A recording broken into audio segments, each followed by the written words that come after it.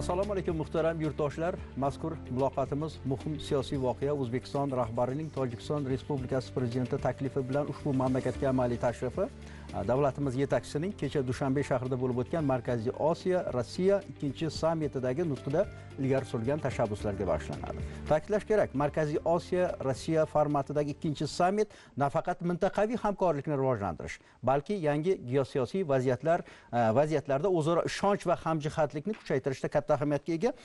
Mazkur mavzuda suhbat qilishni studiyaga Oliy Majlis Qonunchilik palatasining deputati, O'zbekiston Liberal Demokrat partiyasi fraksiyasi a'zosi Gulshana Xudoyorova, Taraqqiyot strategiyasi markazining xalqaro bo'lim boshlig'i Farruh Hakimov hamda siyosiy fanlar doktori, professor, siyosiy tahlilchi Sayfiddin Jo'rayevni taklif qilganmiz. Xush kelibsizlar. Muhim bir voqelik Prezidentimizni Tojikiston Respublikasiga amaliy tashrif jarayonlarida mana kecha bo'lib o'tdi Markaziy Osiyo Rossiya 2-sammiti. Bu sammitda prezidentimiz nutqda bir qator o'zini tashabbuslarini ilgari surdi. Dast avval mana shu O'zbekiston Tojikiston hamkorligi haqida gaplashsak, kecha mana shu ikki davlat yetakchilari oliy darajadagi uchrashuvlar bo'ldi. Uchrashuvlarda qanday bir masalalar qo'yildi? Umuman O'zbekiston Tojikiston hamkorligida bu voqelikning qanday bir ta'siri bor? Qisqacha shunga to'xtalib o'tsak, keyin asosiy sammit voqealariga o'tamiz. Marhamat. Avvalambor shuni aytib o'tish kerakki, davlatimiz rahbari qayerda, qanday yuqori darajadagi yoki mintaqaviy darajadagi sammitlarda ishtirok etganda albatta birinchi o'rinda shu ikki tomonlama hamkorlik, qo'shni davlatlar bilan bo'layotgan jarayonlarni chuqur tahlil qilishga harakat qilib, o'ziga xos bir yangi takliflarni kiritadi. Bu jihatdan olib qaralganda, mana shu doirada Tojikiston prezidenti Emomali Rahmon bilan davlatimiz rahbari o'rtasida har tomonlama masalalarni ko'rib chiqishga asoslangan muloqot bo'lib o'tdi. Bu muloqotda avvalambor birinchi asosiy urg'u yaxshi qo'shnichilikni rivojlanish darajalari qanday muammolar paydo bo'lyapti, yana nimalarga e'tibor berish kerak degan masalalar muhokama qilindi. Ikkala davlat rahbari ham bu muloqot davomida o'sha tabiiy holat, ma'lum darajada turli xil muammolar paydo bo'lishi mumkin, to'siqlarni hal qilish yo'llarini muhokama qilib, o'ziga xos xulosa asosida takliflarni hukumatlariga berishdi. Ikkinchidan, bu yerdagi eng muhim masala ikki davlat rahbari o'rtasida do'stlik aloqalari qanday bo'lib borayotganligini, uni chuqurlashtirish uchun, kengaytirish uchun yana qanday omillarga e'tibor berish masalasiga ham to'xtalib o'tildi va albatta tabiiy ravishda iqtisodiy jihatdan avvalambor savdo-sotiqni rivojlantirish, savdo-sotiqqa qanday to'siqlar paydo bo'lishi mumkin, uning istiqbollari to'g'risidagi va albatta ikki davlatni bog'lovchi, dunyoga chiqishi uchun juda ham muhim ahamiyatga ega bo'lgan transport masalalarini qanday takomillashtirish, uni qanday borayotganlik masalalari ham har tomonlama tahlil qilindi. O'ziga xos bir muloqot olib borilib, bu yerdagi bo'layotgan jarayonlarni, shu sohadagi yo'nalishni keyingi bosqichlariga asos bo'ladigan o'zaro kelishuvlarga ikki rahbar o'rtasida erishildi. Bu albatta demak, mana shu tadbir davomida birinchidan, ikkinchidan umuman bugungi kunda ikki davlat o'rtasidagi aloqalarning yuqori darajada chiqib borayotganligini, biron bir muammo yo'qki, muhokama qilinmasa degan xulosani beradi va albatta bu uchrashuv, bu yerda ko'tarilgan masalalar amalga oshirish uchun o'ziga xos yo'l xaritasini ishlab chiqishga olib keladi va aloqalarni yana bir rivojlanishiga turtki beradi. O'z navbatda bu aloqalar albatta Markaziy Osiyodagi jarayonlarni ham chuqurlashiga, uning yangi bosqichga chiqishiga va o'z navbatda O'zbekiston mana Rossiya bilan bo'layotgan hozirgi o'sha platformaga ham o'ziga xos turtki bo'ladi desak xato qilmaymiz. Sayfin aka, bizga ma'lumki, Tojikiston O'zbekistonni sanoqli strategik sherik ittifoqchi davlatlardan biri. Juda bir yaqin hamkorlik, oxirgi mana 8 yildagi voqealarga e'tibor qilsak, juda bir yangicha bir bosqichda shunaqangi bir hamkorlik aloqalar o'rnatildi. O'rtada yillar davomida yig'ilib kelgan muammolar yechildi. Chegara bilan bog'liq masala va boshqa masalalarda. Nazarimda kechagi ikki davlat rahbarlarining, yetakchilarining oliy darajadagi uchrashuvlarda bu masalalar yangi bir bosqichdagi hamkorlik masalalariga ham alohida urg'u qaratildi nazarimda. Shunday emasmi? To'g'ri aytasiz. Darhaqiqat bugun jahon hamjamiyatining e'tibori Markaziy Osiyoga qaratilgan. Albatta bunda Markaziy Osiyoning xalqaro maydonda kun tartibiga chiqishiga ta'kidlash lozim O'zbekiston olib borayotgan pragmatik tashqi siyosat hisoblanadi. Chunki 2017-yildan buyon birinchi masala aynan Markaziy Osiyoda, ya'ni O'zbekistonni qo'shni davlatlar bilan yig'ilib qolgan masalalarni tezkorlik bilan yechishga qaratildi. Bu siz aytgandek chegara masalasi, aholini bordi-keldi masalasi, savdo-iqtisodiy munosabatlar va buni yaqqol misolini aynan O'zbekiston-Tojikiston munosabatlarida ko'rishimiz mumkin. Chunki 2018-yilda mana prezidentimiz davlat tashrifi bilan Tojikistonga tashrif buyurdi. Shundan so'ng davlatlar o'rtasida o'zaro oliy darajadagi tashriflarning soni ham har yili oshib bordi. Bundan tashqari davlat rahbarlari nafaqat o'zaro ikki tomonlama munosabatlarda, balki ko'plab xalqaro tashkilotlar, mintaqaviy tashkilotlar doirasida ham o'zaro muloqotga kirishib, qisqa davrda demak strategik munosabatlar o'rnatildi. 2018 mana ko'rishimiz mumkin, abadiy do'stlik to'g'risidagi ikki tomonlama shartnoma ham imzolandi. Buni endi eng yuqori nuqtasini men yana ikkita jihat bilan aytib o'tmoqchi edim, aynan shartnomaviy huquqiy jihatlarni. Birinchisi demak O'zbekiston bilan Tojikiston o'rtasida ittifoqchilik munosabatlari to'g'risidagi shartnomani imzolanishi bo'ldi. Bu mana 2024-yilda e'lon qilingan bo'lsa, imzolangan bo'lsa, joriy yilda ratifikatsiya qilindi. Yana e'tiborlisi, mana shu O'zbekiston olib borayotgan qo'shni davlatlar bilan demarkatsiya, ya'ni davlat chegaralarini demarkatsiya va delimitatsiya qilish bo'yicha kelishuvlarga erishgani, xususan joriy yil Xo'jand shahrida bilasiz do'stlik stellasi barpo etildi. Buni mazmun mohiyati shundan iboratki, O'zbekistonning yaxshi qo'shnichilik munosabati, ittifoqchilik munosabati natijasida ham Qirg'iziston bilan, ham Tojikiston bilan chegara masalalari bartaraf etildiki, mana shu 3 davlat chegaralari tutashgan Xo'janddagi chegara nuqtasida do'stlik stellasi barpo etildi. Bu bugun xalqaro hamjamiyat, ayniqsa ekspertlar tomonidan juda yuqori baholanmoqda. Chunki aynan prezidentimizning tashabbusi bilan mana shu Markaziy Osiyoda barqarorlik, ahil qo'shnichilik, do'stlik va ittifoqchilik munosabatlari bosqichma-bosqich mustahkamlanib kelinmoqdaki, pirovardida aholini o'zaro munosabatlari ham yaxshilandi. Shuning uchun mana Markaziy Osiyo ruhi degan tushuncha bejizga paydo bo'lmadi. Markaziy Osiyo plus formatidagi, jumladan mana kechagi muhim bir voqea Markaziy Osiyo Rossiya ikkinchi sammiti. Endi shu voqeaga o'tsak, asosiy bu voqeada mana prezidentimiz o'z nutqida bir qator shu 10 dan ortiq o'zini tashabbuslarini ilgari surdi. Mana shu sammit voqealari prezidentimizning tashabbuslarini bir ahamiyati haqida bir tahlil qilsak. Qanday bir mintaqa uchun, davlat, mamlakatimiz uchun, umuman tomonlar uchun ahamiyati bor. Marhamat. Birinchi navbatda shuni aytishimiz kerakki, 2022-yilda birinchi sammitda belgilangan barcha vazifalar to'laqonli amalga oshganligi va bugungi sammitimiz bir yangi bosqichga chiqqanligi bilan bir ajralib turibdiki, ya'ni muhtaram prezidentimiz bir qator tashabbuslar bilan chiqdilar. Birinchisi bu aynan 2027-yilga qadar o'sha qo'shma harakatlar rejasini demak qabul qilib, mana shuni qo'llab-quvvatlash kerakligi haqida. Nima uchun? Chunki bugungi kunda O'zbekiston mana aytildiki, bu Markaziy Osiyo Rossiya bo'ladimi, Shanxay hamkorlik tashkiloti bo'ladimi, BRICS bo'ladimi yoki masalan Birlashgan Millatlar Tashkiloti, UNESCO qayerda masalan mana shunday tashabbuslar surilgan bo'lsa, hamma joyda o'sha geoiqtisodiy, geosiyosiy masalalar birinchi o'ringa chiqyapti. Chunki haqiqatan ham bugun bir tahlikali zamonda yashayapmiz va bunda mana shunday harakatlar strategiyasini, harakatlar rejasini qabul qilish mamlakatlar aro bu eng dolzarb masalalardan biri hisoblanadi va bunda o'sha yo'l xaritasi qabul qilinishi va hukumat darajasida, ya'ni o'sha masalan bosh vazir o'rinbosari darajasida hukumatlar aro bu yerda mana shunday demak kengashni ta'sis qiluvchi kengashni muvofiqlashtiruvchi kengashni demak ta'sis etib, bu yerda har bitta mana shu yo'l xaritasida qabul qilingan takliflarni demak to'liq tahlil qilib, nazorat qilib borish demak eng asosiy dolzarb masalalardan biri bo'ldi. Bu esa o'z navbatida mana aynan sammitda bir qator masalalar ko'tarildi. Birinchi navbatda bu mana ko'rib turibmiz, bu sanoat kooperatsiyasi masalasi. Nima uchun? Chunki bugun butun dunyoda o'sha bozor konjunkturasini demak juda ham bir qattiq nomlanishi va bugungi kunda umuman har bitta mamlakat o'zini o'sha eksport salohiyatini kuchaytirishga qaratilgan dunyo bozorlarida o'zini o'rnini topishga intilayotgan bir davr.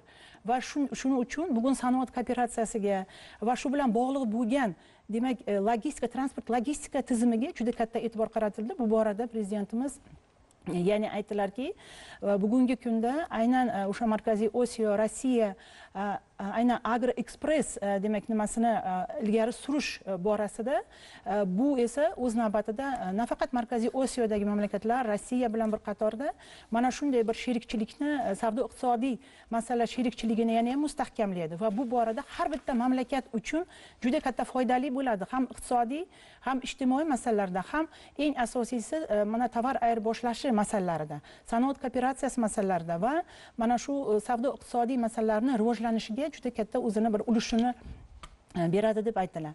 Sayfin aka, fikrlaringiz marhamat. Men shunday demoqchi edimki, endi biz tahlilchilar tahlil qilishga harakat qilamizda. Shu nuqtai nazardan yondashganda umuman o'sha yuqorida aytilganidek bu sammitning o'tishi va unga qabul qilingan qarorlar, fikrlar o'ziga xos ahamiyatga ega. Lekin davlatimiz rahbari har doimgidek bu safar ham o'sha shu paytgacha bo'lgan mavjud vaziyatni chuqur tahlil qilib va hozirgi kunda bo'layotgan jarayonlarning qanday borishi va kelajakda qanday holatlarga olib kelishi nuqtai nazardan bir o'ziga xos takliflari ichida yuqorida aytilganidek shu keyingi shu formatda ma'lum bir muvofiqlashtiruvchi deylikda mexanizm kerakligini ta'kidlab alohida aytildi. Bu nima uchun? Avvalambor shuni aytib o'tish kerakki, bu yerda ko'tarilgan ko'p masalalar oldin ham ko'tarilgan. Juz'iy ravishda, alohida har qayerlarda ko'tarilgan, lekin amalga oshirish boshlanib, ma'lum bir nuqtaga borganda to'xtab qolishlar, hatto umuman esidan chiqib ketish holatlari ham, 3-4 o'ringa tushib ketgan holatlar ham bo'lgan. Bunga sabab o'sha prezidentimiz aytganlaridek, demak bu yerda o'sha o'ziga xos koordinatsiyaning yo'qligi. Ikkinchidan, bugungi kunda har bitta o'sha ko'tarilgan masalalar o'ta muhimga aylanganligi. Demak, shundan kelib chiqadigan bo'lsak, bu jarayonlarni muvofiqlashtirib borish uchun qabul qilingan qarorlarning natijalari qanday bo'lyapti, bajarilmayotgan bo'lsa, bajarish uchun nimalarga e'tibor bo'lish kerakligi uchun o'sha vazirlar raisining o'rinbosarlari darajasida, hukumat rahbarlari o'rinbosari, demak bosh vazir o'rinbosarlari darajasida kengash tuzilyapti. Bu nimani beradi? Bularning qo'lida bilasi bor, mexanizm bor va o'ziga xos monitoring qilib olib borish tizimi bor.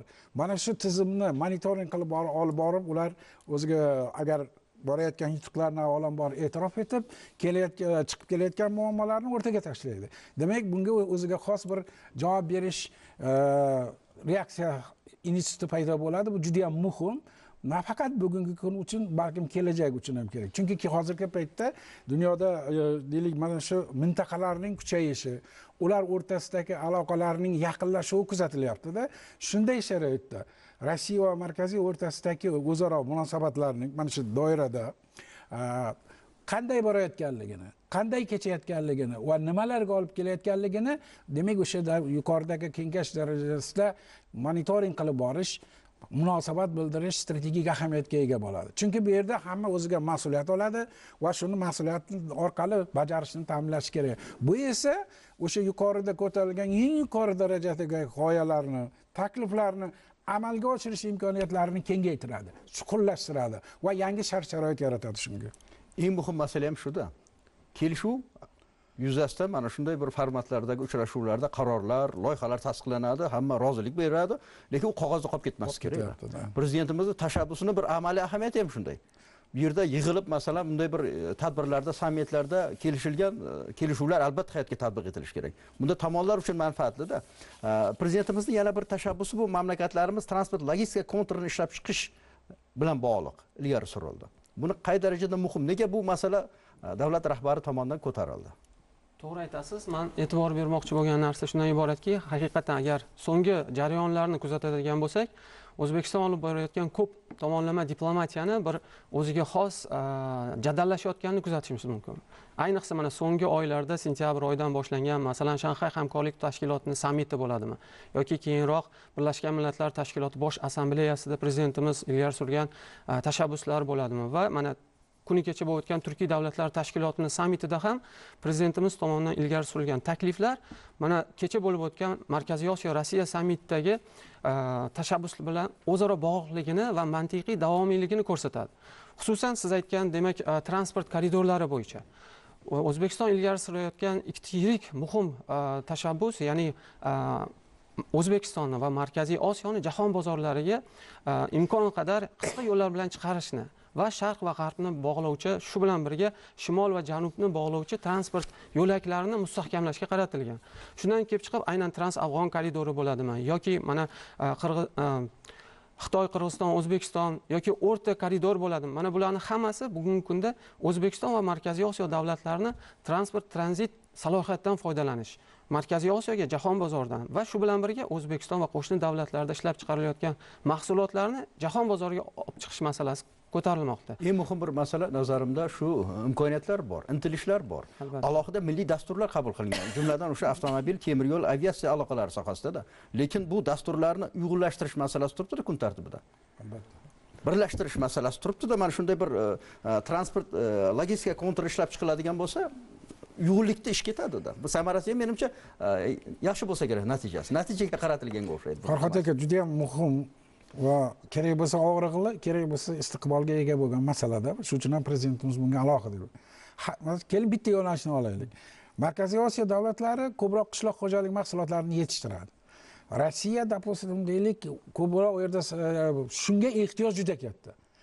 Bir qancha shartnomalar, kelishuvlar bo'lishga qaramasdan turib, shu qishloq xo'jalik mahsulotlarini o'z vaqtida, haligi sveji deydi-ku, shu holda yetkazib borishga o'ziga har xil to'siqlar bor.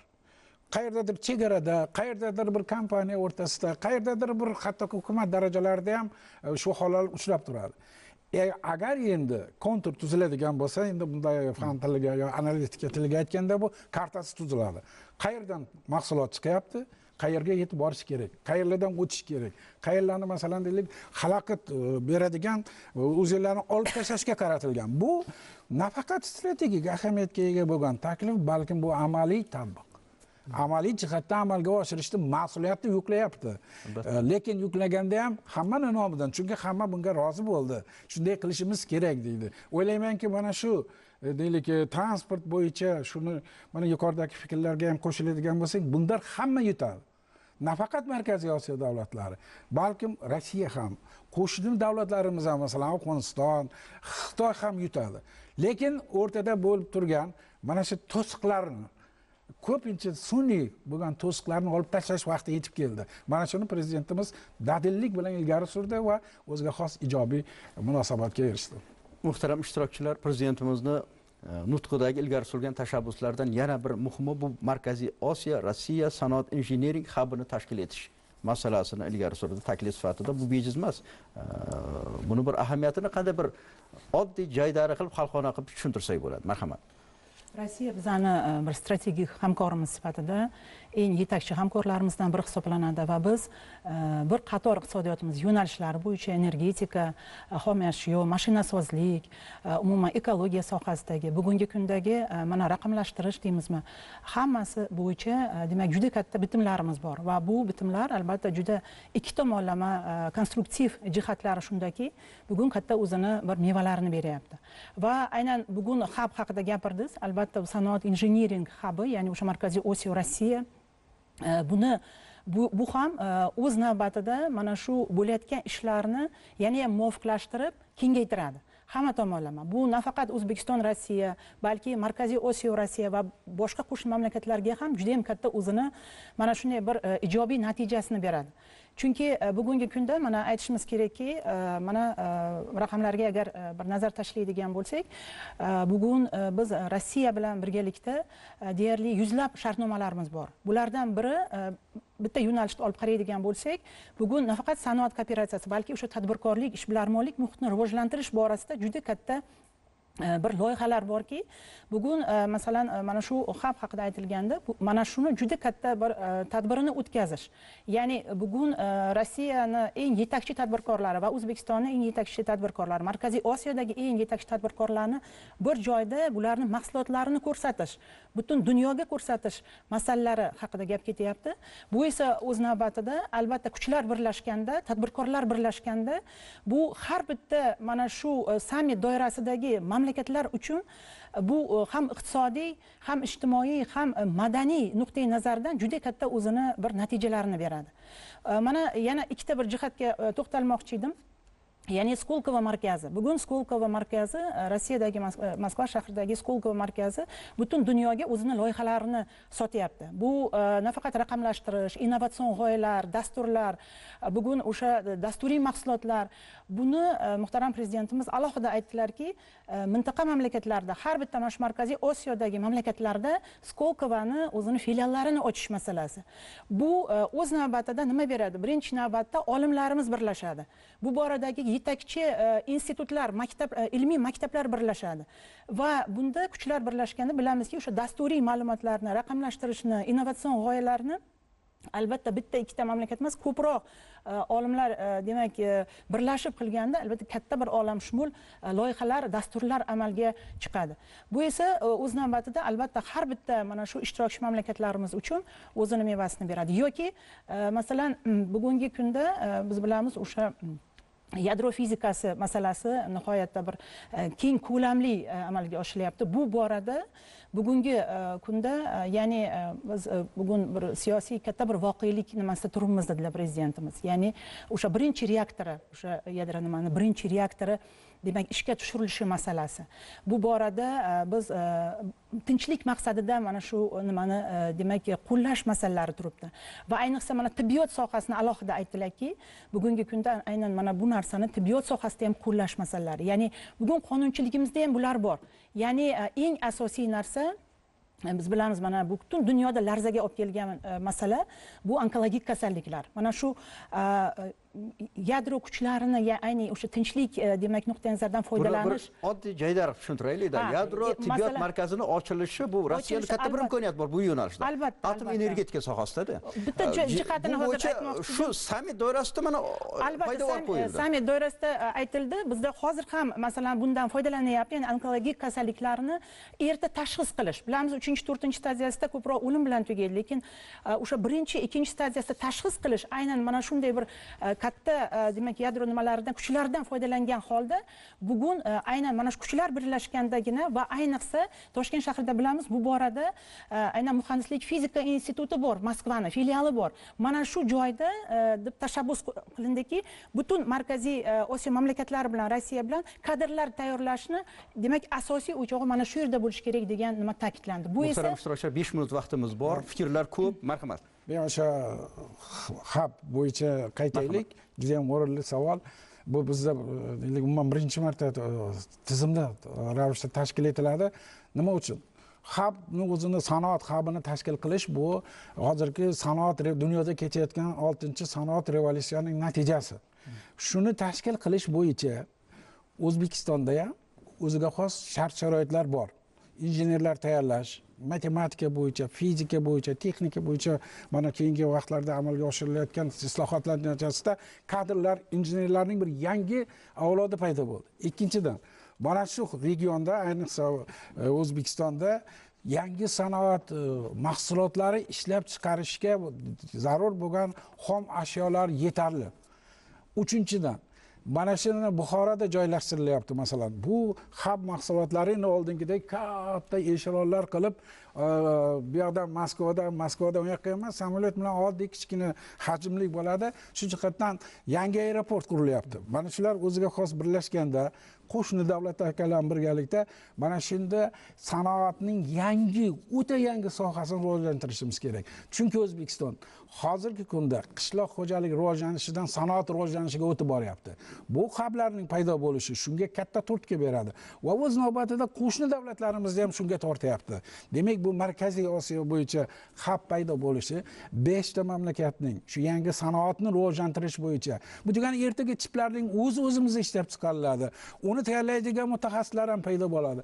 Xuddi yuqorida aytilgandek, masalan, yadro sentri bo'yicha ham hub paydo bo'ladi. Nima uchun bu? Chunki bizda maktab bor bu bo'yicha, yangi o'sha tadqiqotlar bor, olimlar bor, mutaxassislar va bunga ehtiyoj bor. Shu jihatdan olib qaraydigan bo'lsak, bu tashabbus nafaqat Markaziy Osiyo uchun, balkim Rossiya uchun ham o'ziga xos bir yangi yo'nalish. Chunki ham Rossiyani, ham Markaziy Osiyoni yuqorida aytib o'tilgan sohalar bo'yicha intellektual salohiyatini birlashtirgan holda yangi injeneriyaning, yangi sanoatning yangi shakllari paydo bo'ladi. Eng asosiysi bu Markaziy Osiyoda ishlab chiqariladi va dunyoga olib chiqiladi sotishga. Farruh aka, qisqa faqat 1-2 minut vaqtimiz bor. Marhamat. Bugungi kunda xalqaro tashkilotlar, mintaqaviy tashkilotlarga ehtiyoj nimaga tug'ilyapti? Ularda faollik nima beradi bizga degan savol tug'iladi ko'pchilikda. Chunki meni o'zim nazarimda shuni aytishim mumkinki, bugun globallashgan dunyoda shunday masalalar borki, bu bir davlatni sa'y-harakati bilan bartaraf etish mushkullik. Xususan transmilliy xususiyatga ega tahdidlar bo'ladimi yoki yuqorida aytdik, jahon bozorlariga chiqish bo'ladimi?